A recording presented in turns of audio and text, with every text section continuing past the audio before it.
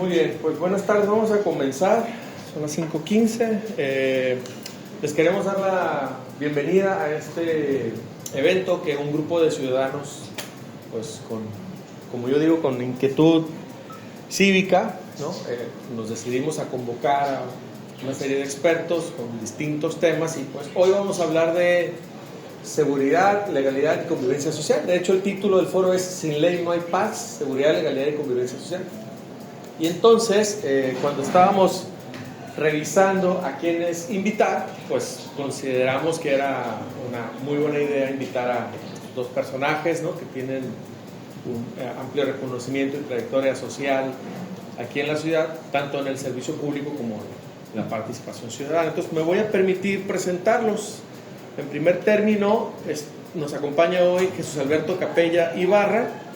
Él es licenciado en Derecho, egresado de la Universidad Autónoma de Baja California, especialista en seguridad pública, activista ciudadano, conferencista y articulista mexicano, con una trayectoria de más de 3 décadas en el ámbito jurídico, empresarial, ciudadano, institucional y comunitario. Su perfil reúne experiencia en representación de organismos empresariales, liderazgo social, conducción de corporaciones policiales, análisis estratégico, comunicación pública y reconstrucción del tejido comunitario. A lo largo de su vida pública ha participado en espacios claves de interlocución con el sector productivo, en movimientos ciudadanos de alto impacto, en responsabilidades de mando dentro de las instituciones de seguridad pública y en foros nacionales e internacionales, donde ha compartido diagnósticos y propuestas sobre violencia, legalidad, gobernabilidad y fortalecimiento institucional. Entre 1995 y 2005 se desempeñó como abogado y representante de algunos de los organismos empresariales más relevantes en Baja California. Durante ese periodo fue secretario técnico del Consejo Coordinador Empresarial de Baja California, de Canacintra Tijuana, de Canacintra Ensenada, así como secretario ejecutivo de la Asociación de Empresarios de Baja California. De 2005 a 2007 fue presidente del Consejo Ciudadano de Seguridad Pública de Baja California, desde donde impulsó una agenda de exigencia pública, participación cívica y acompañamiento social frente a la crisis de inseguridad. En 2007 fue invitado a asumir la responsabilidad como secretario de Seguridad Pública Municipal de Tijuana, en un contexto particularmente complejo para la ciudad y para una corporación severamente cuestionada por corrupción e infiltración criminal. Posteriormente, durante la administración municipal iniciada en 2010, participó primero como asesor en seguridad pública del Ayuntamiento de Tijuana y más tarde volvió a ocupar el cargo de secretario de Seguridad Pública Municipal. En 2014 asumió el cargo de comisionado estatal de Seguridad Pública de Morelos, donde trabajó bajo la estrategia del mando único, formando parte del primer estado que llevó a cabo ese modelo de implementación. Entre 2018 y 2021 se desempeñó como secretario de Seguridad Pública de Quintana Roo, responsabilidad desde la cual continuó su trabajo en procesos de conducción institucional, coordinación operativa y fortalecimiento de capacidades de seguridad pública. Su experiencia en Tijuana, Morelos y Quintana Roo aparece escrita en el currículum, pues aquí proporcionado, ¿no? Y bueno, tras su paso por el servicio público, asumió la presidencia de AC Consultores, firma especializada en análisis estratégico, seguridad pública, prevención, gestión de riesgos y fortalecimiento institucional, orientada a gobiernos, instituciones y sector privado. Tenemos también la presencia hoy de Pedro Cruz Camarena, mayor piloto aviador retirado, doctor en ciencia política, maestría en comportamiento humano y maestría en dirección empresarial con especialidad en desarrollo organizacional y licenciatura en administración militar, diplomado en presupuesto con base en resultados, violencia intrafamiliar, liderazgo, prevención de violencia con participación ciudadana, Estado Mayor, así como educación para la paz y desarrollo y derechos humanos. Tiene cursos de innovación social, programación neurolingüística, habilidades gerenciales, lectura rápida y planeación estratégica en organizaciones de la sociedad civil y certificados en White Belt Six Sigma y estándares Conocer 217.01 y 076. Fue agregado militar a la Embajada de México en Washington, D.C., director de la Fundación Castro Limón y secretario del Consejo de la Fundación Nacional Ámbar para la Prevención de Adicciones en Niñez y Adolescencia, director de Prevención del Delito y Violencia de la Fiscalía de Baja California, secretario de Seguridad en Tijuana y director de la Academia Estatal de Policía. Actualmente es director general de la Asociación de Empresarios de Baja California y miembro del Comité de Salud Mental, así como catedrático de Psicología de las Masas y Psicología Organizacional en la UABC desde hace más de 20 años. Lo más importante para él es su familia, aquí. Yo les quiero dar a ambos las gracias por su presencia. La dinámica del evento es relativamente sencilla. Cada uno tendrá un espacio de hasta 25 minutos. Les enviamos 3 preguntas que de hecho las voy a leer y obviamente quienes están presentes al final también podrán hacer algunas preguntas. Las preguntas guías son: ¿cuáles son las políticas públicas que debemos de corregir? Sobre el tema de seguridad y legalidad, por supuesto. ¿Cuál es el rol de los ciudadanos y la autoridad? Y la tercera, si es posible vivir en una sociedad pacífica. Entonces vamos a dar paso a la participación del licenciado Alberto Capella en primer término, y pues agradecerles de nuevo su presencia. Nada más déjenme poner la presentación que nos envió.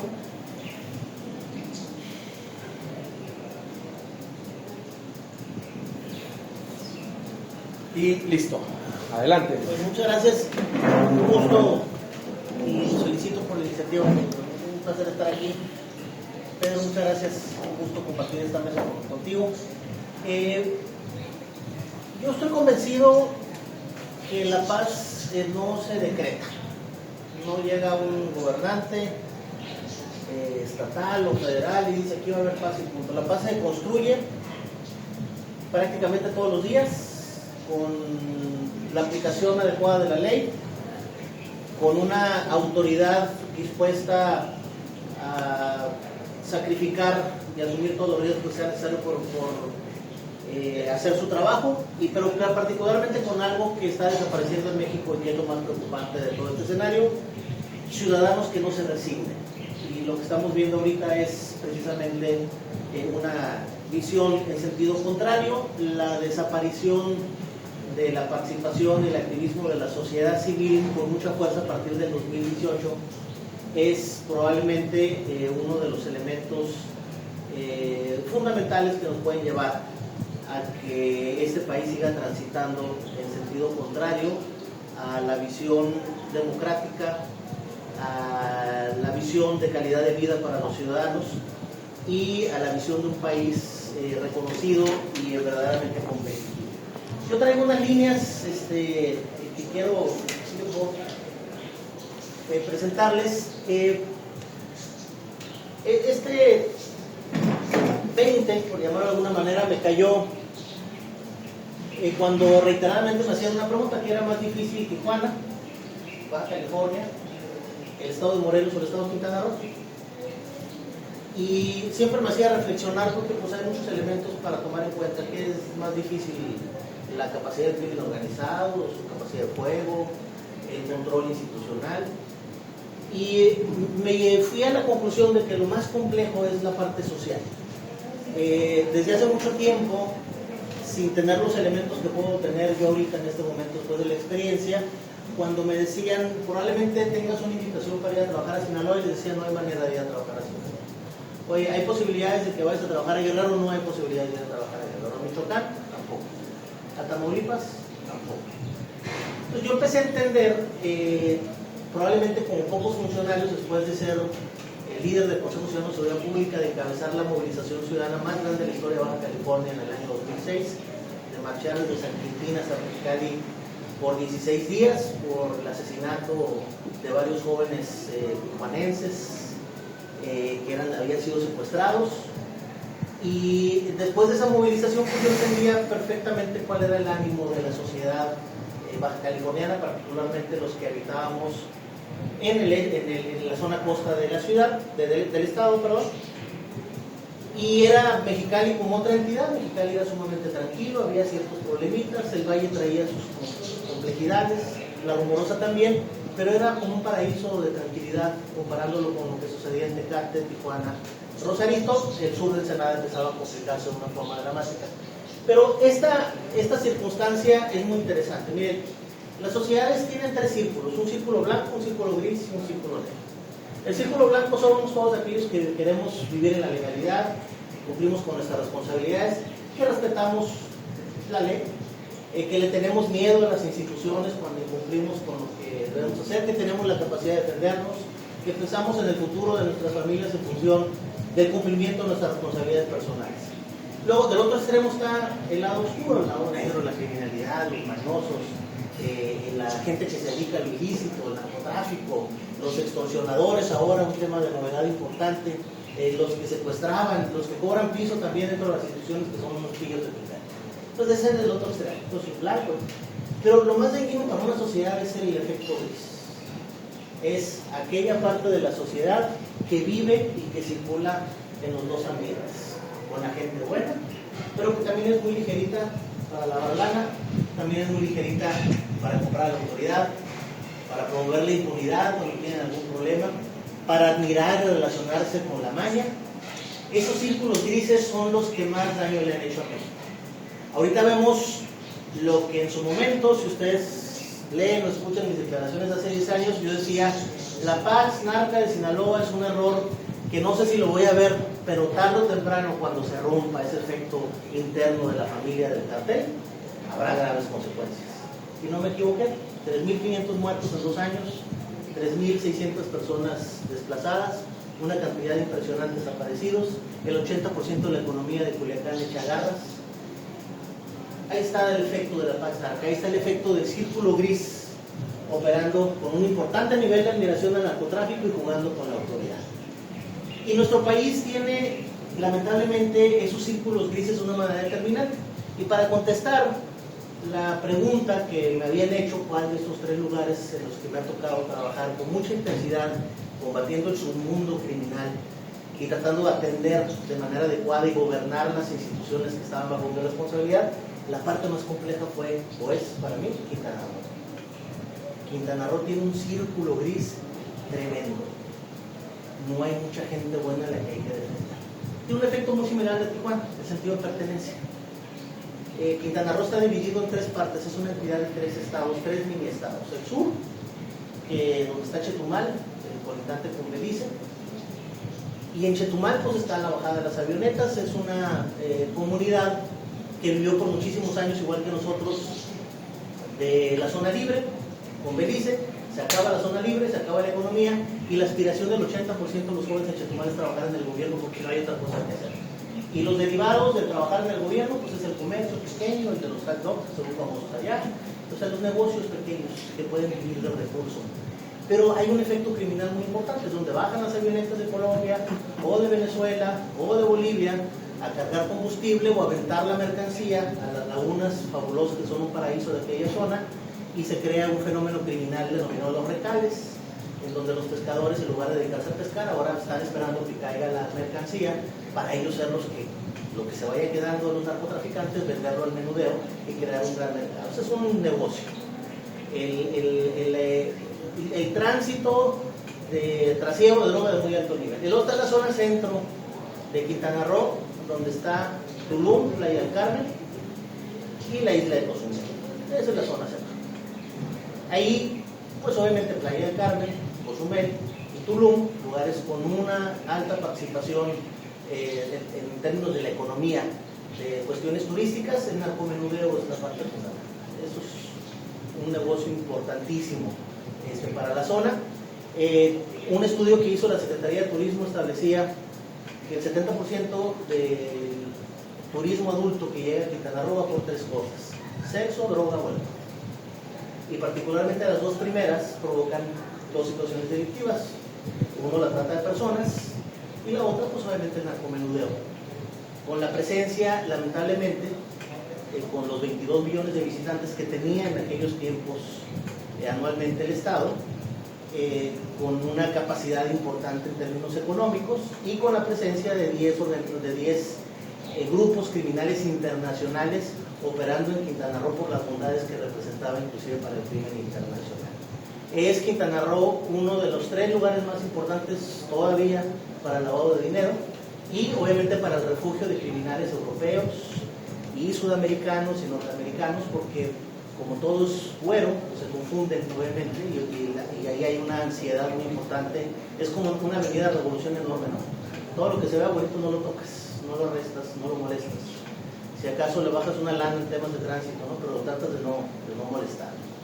Esa es una realidad. Y la parte particular de Cancún, ese pues es el Cancún e Isla Mujeres. Karina fue secretaria de Seguridad en Isla Mujeres, y esa es otra zona muy parecida a la parte del centro, pero ahí con una tendencia muy significativa en el tema del lavado de dinero de una manera exponencial. Entonces son 3 mini estados con realidades criminales totalmente distintas.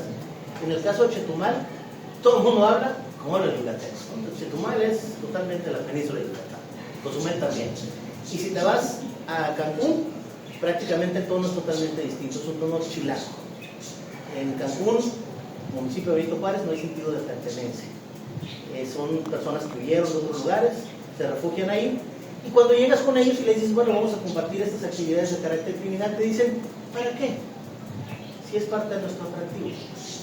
¿Para qué combates la trata de personas? ¿Para qué combates? Entonces, yo en reuniones como estas de empresarios importantes, de repente había uno que otro malentonado siempre que me decían, oiga, pues hay que convivir con eso, ¿no? Hay que llevarlo tranquilo. Hasta que la violencia llegó de una forma determinante. Entonces, estos tres círculos son muy importantes, y mientras el círculo gris siga permeando en nuestra sociedad, las condiciones no van a cambiar. Creo que el círculo gris, a partir de estos política pública nacional, con la que puedo estar de acuerdo en muchos sentidos, pero no en la visión de control partidista, a través de todo el dinero que otorga el gobierno federal en los programas sociales, pues ha incrementado de manera determinante. Ahora hay más vicio en muchos sentidos, no hay un control específico para las áreas en donde se está regalando el dinero a todos los mexicanos, o se les está otorgando a ciertas personas, porque no hay control obviamente del futuro. Entonces ese círculo gris sigue creciendo de forma dramática en muchas regiones. La que sigue, por favor. Miren, cuando el círculo, se regresa un poquito, cuando el círculo gris se vuelve dominante, el Estado se confunde y las instituciones dejan de distinguir entre lo correcto y lo conveniente.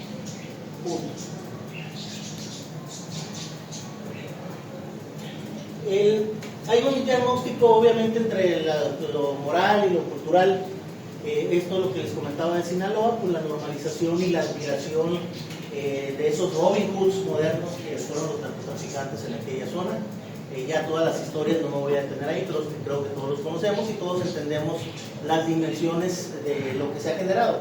Un punto fundamental es que una vez que acaben con Sinaloa, pues hay una entidad, dos particularmente, que serían el foco de atención por parte de ellos. Y la primera es Baja California, y la que sigue es Baja California Sur.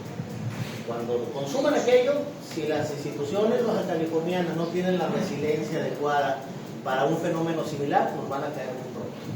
Eso hay que entenderlo, y ese es el gran riesgo que tenemos ahorita en el circo.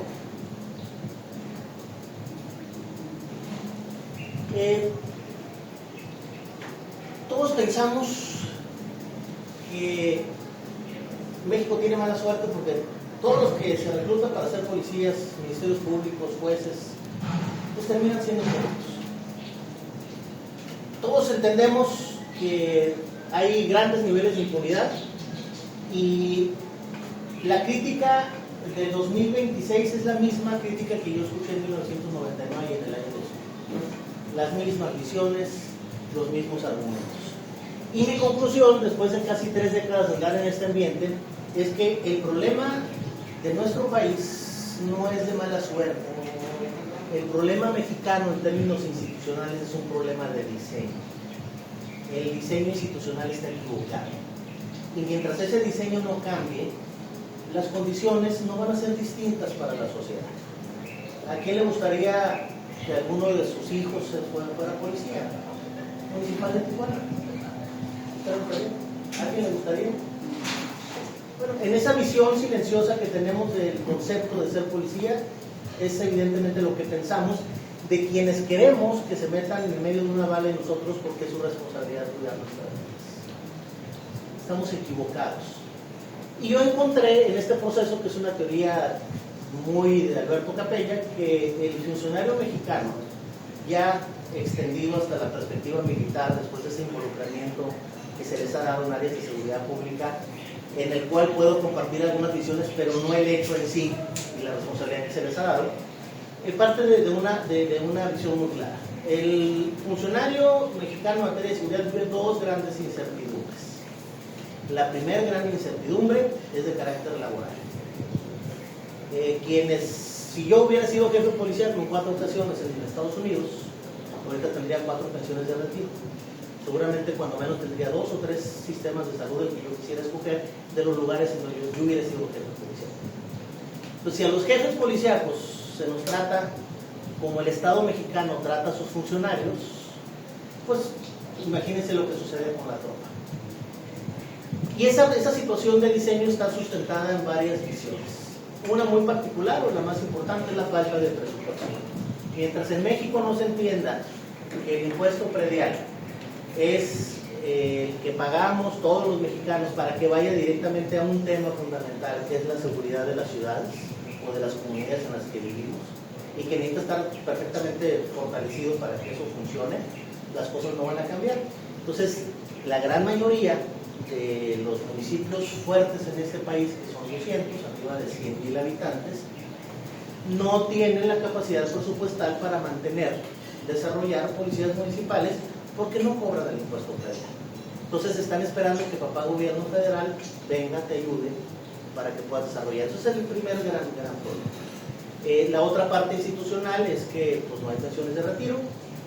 Los sistemas de salud, el 60% de los policías al momento de retirarse es inexistente, inclusive cuando están en servicio hay graves problemas en el pago, por ejemplo, aquí en Baja California, en Iztecali, y ahí puede haber un importante nivel de suspensión. Y ese es el primer punto, que es un factor de carácter humano, porque todos los demás ustedes ya los conocen, falta patrullas, tecnología, todo lo que ustedes quieran, pero no me voy a meter en eso, porque para mí eso es secundario.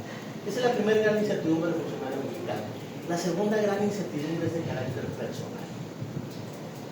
Un funcionario de seguridad que va todos los días a arriesgar su vida, necesitaría tener un cobijo social, pero principalmente institucional, para que en dado caso de que su vida se ofrende por hacer su trabajo, exista toda una sociedad que cobije a su familia, que reconozca su sacrificio, y todo un Estado, me refiero al gobierno, todo un gobierno, que obviamente le dé un futuro a sus deudos por el sacrificio irreparable que desarrolló su familia.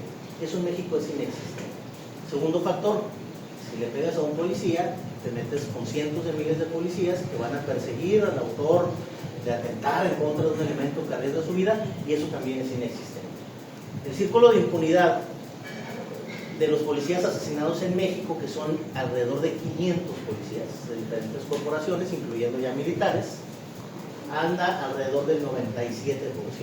Es decir, 97 de cada 100 policías asesinados terminan en la impunidad, de los 500 que se dan aproximadamente. Nosotros tenemos 130 millones de habitantes. Estados Unidos, que no lo voy a poner como ejemplo, como la panacea, pero sí en este tema. Estados Unidos tiene 350 millones de habitantes, tiene 390 millones de armas de fuego en los hogares norteamericanos. O sea, hay más armas en los hogares norteamericanos que ciudadanos. Y por año son asesinados, entre 150 millones, son asesinados 60 policías contra los 500 mexicanos. Los 60 policías asesinados no son en las vendetas que suelen suceder en México. Una vendetta es cuando vas, arrestas, te decomisas, cumples con tu trabajo, te vas a tu casa, sales de tu casa y te asesinan, o vas llegando a tu casa y te asesinan. Es una venganza, es una vendetta. En Estados Unidos eso no sucede. En Estados Unidos son asesinados 60 policías en operaciones policiales. Cuando van a hacer un arresto, cuando van a hacer alguna operación, ahí es donde les caen una reacción X, un agresor armado, y ahí es donde pierden la vida. El esquema de impunidad en Estados Unidos marca únicamente un 8%, es decir, el 92% de los policías asesinados en Estados Unidos terminan con una situación de justicia. Porque en el momento que sucede un atentado o un homicidio, en Estados Unidos hay una regla no escrita que se llama the time blue line, la delgada línea azul.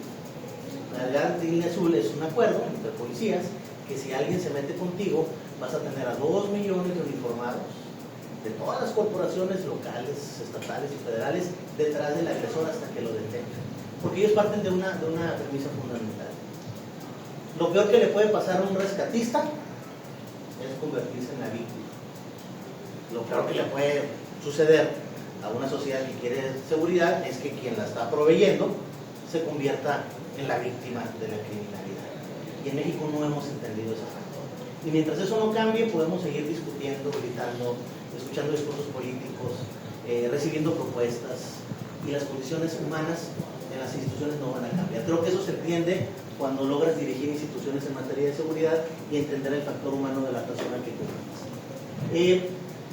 Para ello, para que esto funcione, pues México requiere pues, una visión totalmente distinta, una visión que parta de una estrategia no menor a 15 años, que trascienda los periodos gubernamentales, que establezca este tema como la prioridad de los gobiernos actuales y los que vengan, y con una sociedad perfectamente participativa, como lo es este grupo, que sean los garantes de que las estrategias que se planeen en el 2026 se sigan cumpliendo en el 2030, en el 2036 y en el 2041, si es que empezáramos este año.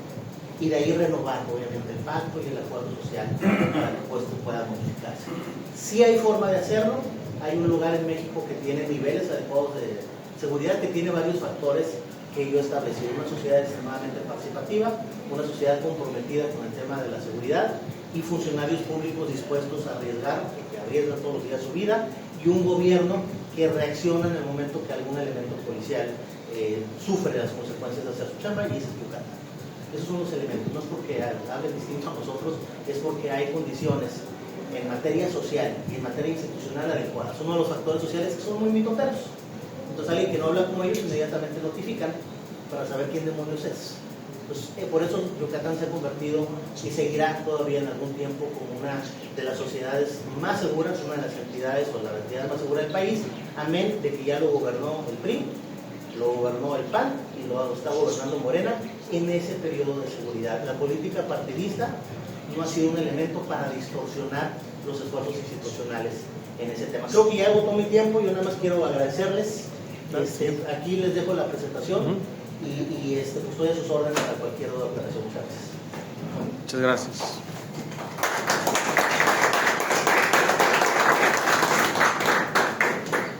Adelante, Pedro. Ok, qué bueno que me tocó ser segundo para poder aprender de algo. Estoy al 100% de acuerdo con lo que comenta Albert. Su experiencia en términos de seguridad es vasta. Me gusta la visión. Yo solo quiero agregar, lo que no me ves ahí. Ahí está bien. Ahí está bien, perfecto. La primera pregunta hablaba de qué leyes tenemos que modificar para afrontar todo el marco conceptual que nos puso Irreal, que nos pone Alberto. Y en realidad, a nivel de la República Mexicana tenemos más de 500 leyes. En Baja California tenemos un marco normativo de 201 y alrededor de seguridad hay 5 o 6 leyes aquí en Baja California. Es decir, el trabajo de los legisladores, alguien les dijo que se tiene que medir por iniciativas presentadas. Entonces, hay legisladores que yo conozco, seguramente tú conocerás también, aquí en Baja California, que su trabajo fue agarrar una ley, revisarla y proponer que se hiciera con lenguaje incluyente, que no le veo nada malo.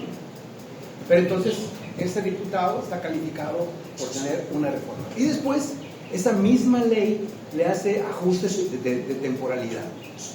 Y así.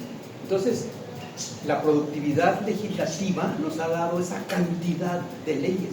Es decir, si alguien está viviendo en un círculo blanco, como vimos hace un momento, hay un abundante marco normativo para hacerlo de manera correcta. Entonces, no crear más leyes, por supuesto que no. Entonces, ¿qué tenemos que hacer? ¿Qué tenemos que modificar? Lo citó Alberto Capella y yo lo refuerzo. Para mí, en mi visión y mi experiencia, lo más importante y que voy a orientar mi esfuerzo, mis contactos y todo lo que tuve como funcionario para que se haga una realidad y sea la transversalidad. Porque podemos tener un mandatario excelente. Aquí en Tijuana no, hace rato que no hay uno bueno, pero dura 3 años su esfuerzo. Si ese mandatario llega y nos dice, me encanta lo verde, vamos a ver que se siembra todo, y a los 3 años se acaba, ahí están las palmeras de la vía rápida, se secaron la mayoría que puso Bustamante.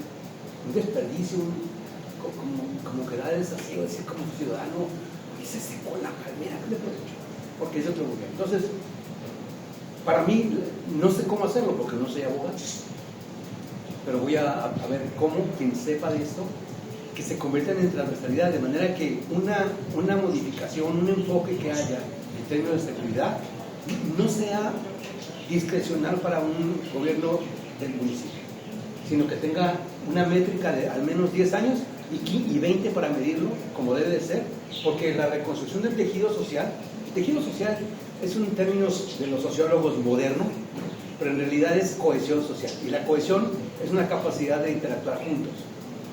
La cohesión social genera prevención, y la prevención garantiza la seguridad.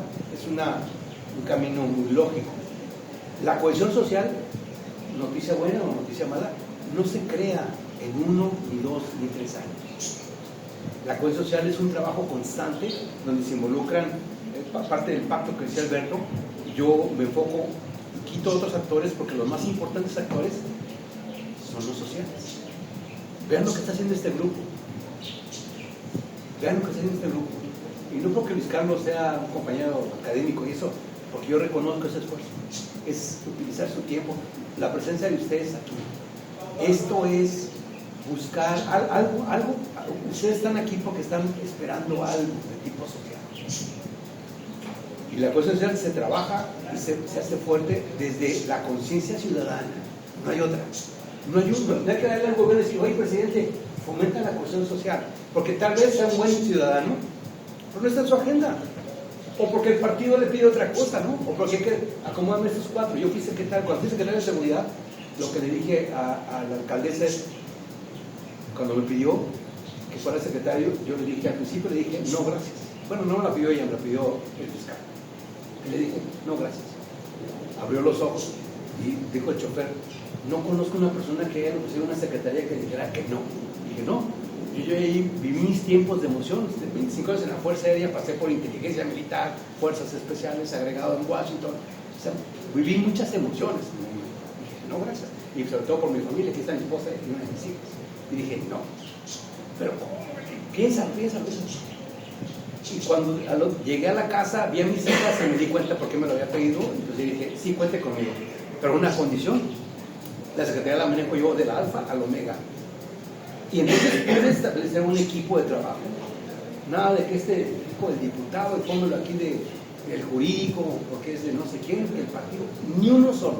Hice un corredor de gentes. Todavía por ahí hay un artículo en el Z, creo, en el internet, de que me acusaron de muchas cosas, porque era de esa gente que mencionó Alberto, sin decir nombre, por supuesto, no lo voy a hacer, pero esa gente parásito que está en la función pública, esperando la hora de la salida y a ver quién viene, porque como soy aquí y no me muevo, y claro que llegué, hice una sacudidera y serio, ¿no? Pero esa conciencia es de ciudadano y eso es lo que tenemos que hacer. Entonces, me gusta la cronología que cita Alberto de corto, mediano y largo plazo. Mi apuesta principal sería, lo que yo propondría de una modificación es algo, un instrumento, una estructura jurídica que obligue a los presidentes municipales, para empezar, a que se comprometan a cumplir este plan, que debería de ser así en todo, ¿estamos de acuerdo? Un plan de ciudad de 3 años que se puede hacer en 3 años, ¿no? O sea, imagínense, un plan, yo fui funcionario del municipio, del estado y de la federación, y los famosos planes municipales de desarrollo, cuando estuve en el estado, me llegaban con los funcionarios, tenemos un plan operativo anual y hay métricas que hay que cumplir. Eso está bien, ¿no? Quienes saben de planeación está perfecto. Dame tus métricas y a ver cómo va. Y cuando llego yo y que veo que una de mis métricas era firmar 5 convenios al año, dije, ok, qué interesante. A ver, pásame el desglose de los convenios. No hice nada. Esto es bien sencillo. Ahorita me alió contigo, firmamos un convenio de colaboración y firmamos el convenio, ya tengo 2 métricas de un año y ya las cumplí en un café. Entonces es como una simulación, por lo cual, modificación para terminar con esta respuesta es, yo vería y pugnaré por un instrumento que obliga al mandatario a cumplir los planes y no que terminen con su administración. Al término de los 3 años, tal vez sea un 20% de avance en el programa. Y que ese 20% de avance tenga los indicadores perfectamente comprobables y decir, termino mi mandato, 3 años, y aquí está mi 20% cumplido y aquí están mis métricas. Perfecto. ¿Quién llegó? ¿El nuevo presidente? Bueno, te vas, te quedan el 80%, te quedan otros 20, otros 30% para ti. Y de manera que al final haya un camino de cambio cultural, de revolución, en donde realmente podamos cumplir con todo ese marco normativo, con todos estos análisis diagnósticos y no haya un reset cada vez que llega un partido. Y peor, cuando llega un nuevo color, porque no, hay que pintar patrullas y que hay que cerrar bien, los de antes no sabían nada y ya estamos en esta parte. Esa es la primera pregunta. La segunda, ahorita le digo, ¿cuál es el rol de los ciudadanos y de la autoridad? Wow, rol de los ciudadanos y la autoridad. No puedo irme más allá o a otro referente más importante como la famosa República de Platón. Ese libro que lo escribió Platón, pero realmente dice como si estuviera hablando Sócrates, que fue su maestro. Y en esa República, que tiene 10 libros, se los recomiendo, son como capítulos, ¿no? Porque le llaman libros. Él narra perfectamente. El primer libro habla del concepto de justicia, tiene unos debates filosóficos de primer nivel. Los abogados, aquí hay un maestro abogado, creo que lo lee como el libro de su cabecera, el concepto de justicia, y debaten con un grupo de sabios expertos en qué es justicia, ¿no? Y realmente no hay una definición de justicia. Se supone que es darle a cada quien lo que le corresponde, de acuerdo a quién. Por eso el gobierno que tenemos municipal tiene la ciudad como la tiene, y seguramente él pensó, el que no está ahorita, pero realmente es el que sigue estando, él pensó que esta ciudad es la que merecemos nosotros, ¿no? Y dice, no es justo. Y le preguntan y lo entrevistan, hemos hecho tanto y cortamos tanto el listón. O sea, es el concepto de justicia que él tiene. La nuestra puede ser muy diferente. ¿Estamos de acuerdo? Y si estudiaste, si tienes una historia de vida por acá, tu conceptualización de justicia va a tener un cambio muy importante. Pero me remito a Platón en la República porque él habla de un triángulo extraordinario. Imagínense ustedes un triángulo dividido en 3 partes. La parte de hasta arriba, que es la cúspide, el vértice principal, es lo que decía, voy a decirlo, a replicar a Platón para no incurrir en impropios actuales del léxico. El primero decía que eran los nobles o los gobernantes. El de en medio eran las fuerzas de seguridad o los militares. En aquel tiempo no había fuerzas de seguridad, había guerreros. Y el de hasta abajo, él hablaba no despectivamente, pero decía la gente, los hambrientos.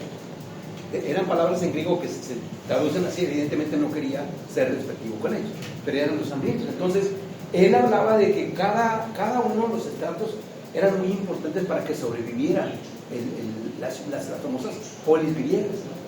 Y era un orden. Y entonces, años después, Sigmund Freud, en su descripción del ser, lo toma y lo hace con el yo, el super yo y el ello. Es exactamente lo mismo. Seguramente, digo, no me lo puedo constatar, pero cuando Freud lee a la República dice, oh, esto queda también en la mente, porque son lo mismo. El de hasta arriba, el gobernante, de acuerdo a como lo plantea Platón, pues es el yo que tiene un equilibrio, como lo decía Alberto, es el círculo gris, ¿no? El de en medio. Perdón, el círculo blanco, no el gris, el blanco, el donde dice, no, tengo las leyes, respeto, me porto de esta forma. Y luego hasta abajo viene la parte de la violencia. El Estado es el único ente autorizado para ejercer la violencia. ¿Están de acuerdo? Es el único autorizado para ejercer la violencia a través de sus fuerzas del orden. Y hasta abajo es el pueblo, que es el ser obediente porque tiene hambre y necesita producir. Platón decía que no se pueden revolver, que no era prudente porque establecía un desequilibrio en el sistema. Bueno, la gente que vive en el círculo gris es que está invadiendo situaciones. Alguien me dirá, Pedro, pero no puede ser así porque era muy clasista. Bueno, vayan a reclamarle a Platón.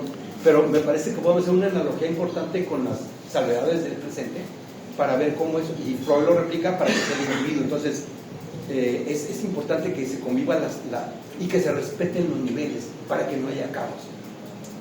Cuando fui secretario, lo primero que dije fue, establecidos 2 principios que le vendía a la policía. Y uno les dije, quid pro quo.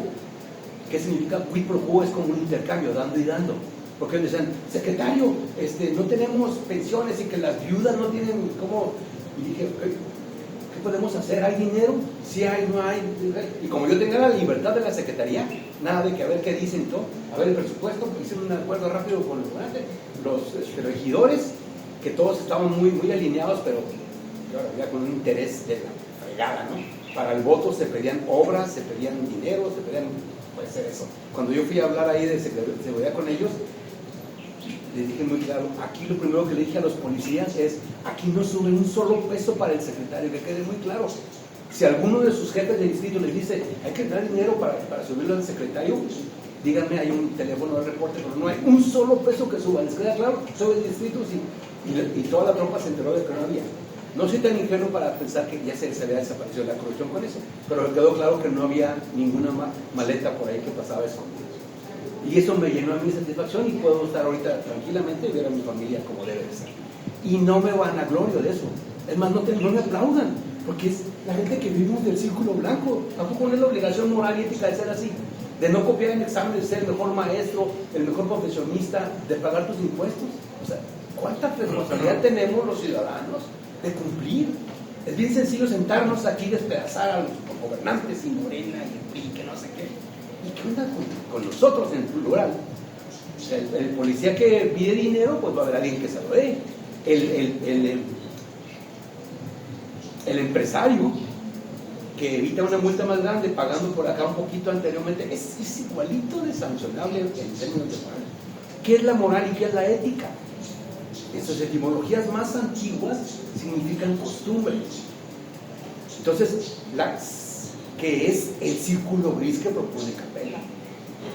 Si se nos hace una costumbre, me pase un alto, fácil arreglo con unos 200 pesitos, me estoy aquí y normalizo. Y si me hace muy cínico y me río con los cuates, ¿no? No, le di una lana, pero ya quedamos bien a todo dar. No. Y eso no va a venir un presidente que nos diga no seas así. Eso es del pueblo. Por eso estos ejercicios me parecen hormonales. No veo otro camino, porque de nosotros tenemos que tener la fuerza para que los malos funcionarios les podamos gritar y los podamos sacar cuando sea necesario. La tercera pregunta. Si es posible vivir en una sociedad pacífica. Hoy, ¿es posible vivir en una sociedad pacífica? Claro que es posible. Si alguien me acusa de idealista, me declaro culpable, de antemano. Júzguenme, como decía Platón, ¿no? Pero déjenme platicarles un poco de historia.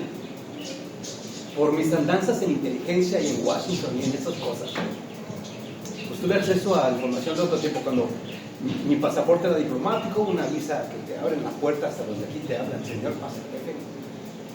Y mi desclasificación de información fue de primer nivel. Algo que es complicado. George Bush padre, Alberto hizo una locución a Estados Unidos y a su sistema de los policías, en la cantidad y la efectividad que me gusta. Pero siempre doble lecturas o triple lecturas. Hace rato acabo de leer la nueva visión que tiene el Departamento de Defensa de todo el continente. Y es hermosa.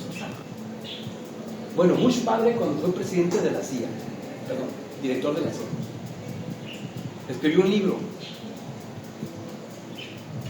y dice que para continuar con los planes expansionistas de Estados Unidos desde México hasta la Patagonia, se encontraron con dos obstáculos principales. Uno de ellos fue el concepto de familia como lo conocemos todos nosotros aquí en la mesa, y el otro era el concepto de soberanía. Dijeron, ok, vamos a trabajar en las dos vertientes. Esto no fue público, es un plan ahí maquiavélico, negro. Y dijo, nomás remóntense a la fecha cuando Bush padre fue director de la CIA, estamos hablando de los 70, tal vez, y dijo, ok, ¿quiénes son los garantes del concepto de seguridad nacional desde México? Muchas gracias. ¿Quién cumpleaños? ¿El día bien? Okay. ¿Quién cumpleaños? ¿Quiénes son los responsables del concepto de seguridad nacional, soberanía nacional, desde México hasta Argentina?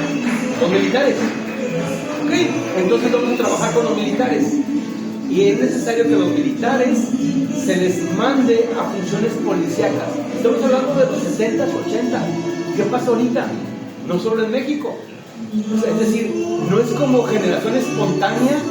Que yo soy militar, tengo 25 años en la Fuerza Aérea, volé, sí soy piloto, jets y helicópteros, la Hawk, todo, padre. Pero mi análisis es trato de no sesgarlo a favor mío. ¿Qué pasa ahorita de que los militares se aproximan a las funciones policíacas? Porque saben que en la calle, en otros sistemas que tienen más tiempo de tratar de la corrupción, iba a haber mucho más posibilidades de que se corrompieran y además distraerse del concepto de soberanía nacional. Por eso cuando la presidenta habla de soberanía nacional, no la veamos como hay 4T, hay Morena. Es oro molido que alguien diga soberanía nacional, porque para allá esto, la palabra casi tiene que eliminarse del diccionario. Entonces meten a los militares allá y hay un obstáculo. ¿Cómo le podemos hacer? Hay que ayudarle a México. Escuchen lo que voy a decir. Hay que ayudarle a México a que necesite más fuerza en la calle. Hay que ayudarle a México a que los policías no sean suficientes. Y surge algo que no surgió ahorita. En el siglo XIX, el narcotráfico nace con las guerras del opio entre China y el Reino Unido. Bueno, en aquel tiempo sí, el Reino Unido. Y fueron a principios del siglo XVIII, bueno, a mediados del siglo XVIII. Ahí nace el narcotráfico en el mundo.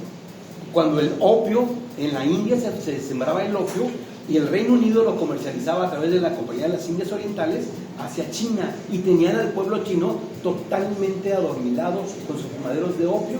Salían de sus trabajos, iban a fumar opio, 3 horas dormidos, llegaban a sus casas y al otro día se repetía durante años. Era un pueblo así.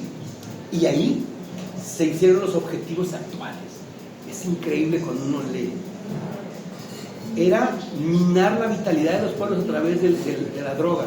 Número 2, estar listo para defender cuando alguien quería oponerse a sus colonias. Y número 3, escuchen esto, siglo XIX, número 3, con el dinero, con las ganancias del narcotráfico, apoyar a las organizaciones de ampones y terroristas que comercializaban la droga.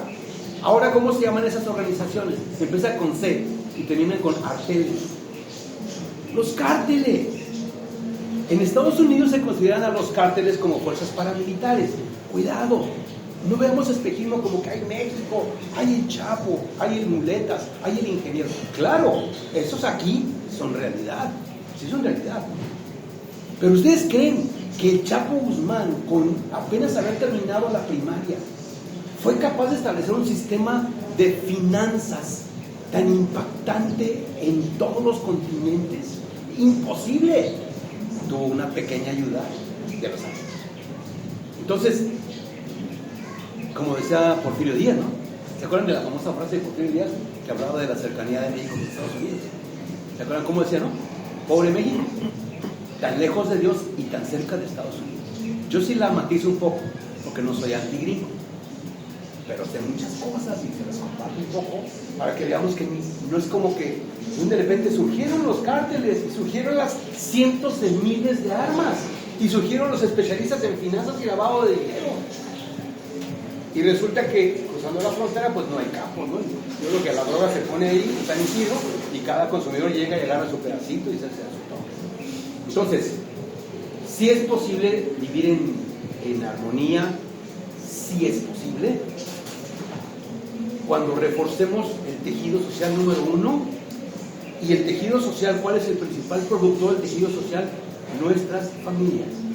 Por eso apostarle a la reconstrucción, a la cohesión, al tejido social, es lo más inteligente y la apuesta más segura que tenemos.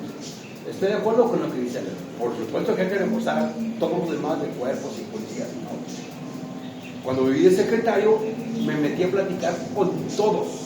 Había policías que me decían, señor, tengo 20 años de policía y nunca he hablado con un secretario. No fui para que me aplaudieran, yo fui para hacer diagnóstico. Y me doy cuenta de que son seres humanos como cualquiera. Entonces dije, caray, ¿dónde se contaminaron? Porque no todos son malos o malas. Y después de ahí me mandan como director de la Academia de Policía y dije, bendito sea Dios, me encanta la academia, y llego a un lugar donde se forman, recibimos a los chicos de civiles y en 6 meses los entrego con una placa en el pecho. Entonces aquí está el quid, en la Academia de Policía. Y creé unas solicitudes para modificar la formación inicial de los policías, pero que tienen que impactar hasta México, sin decir nombres. Pero la visión era como que, uy, no, es que imagínate ir a molestar allá imagínense ustedes, ¿no? Entonces, mejor no la llevamos de esa forma.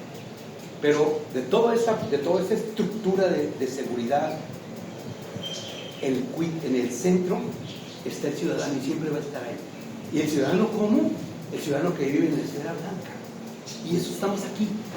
Entonces, correr la voz, no desanimarnos, fomentar este tipo de foros, es, aparte de ético, es obligatorio para nosotros.